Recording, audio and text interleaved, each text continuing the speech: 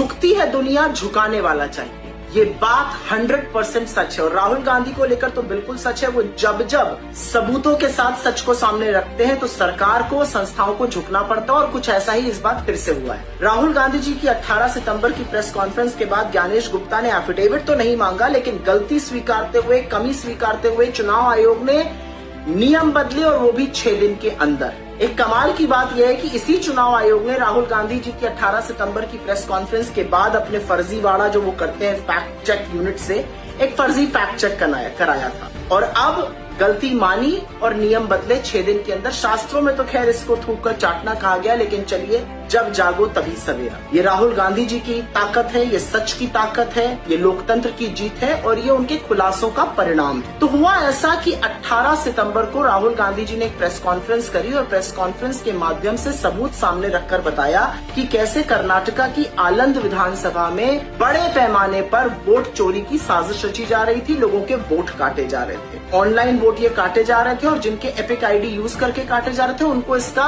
जरा सा भी अंदाजा नहीं। उन्होंने सारे सबूत सामने रखे और उसके तुरंत बाद चुनाव आयोग सख्ते में आया और उन्होंने नियम बदले।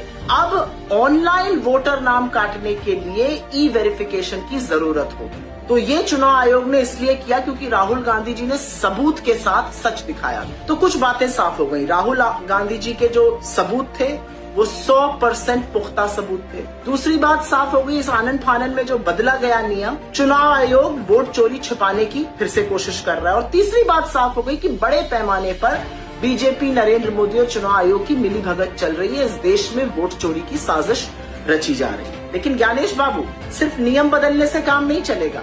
आपको कर्नाटका के सीआईडी को वो सारी आंकड़े और डिटेल देने होंगे जो उन्होंने मांगा है जांच पूरी करने के लिए। जांच में आप रोड़ा बनना बंद कर दीजिए। और जाते जाते एक बात आपसे और कहूंगी, जो आपकी ये फर्जी फैक्ट चेक यूनिट है ना, उसको भी बंद कर दीजिए। बड़ी मिट्टी पलीत करा रही है आपकी भी और चुनाव आयोग की भी।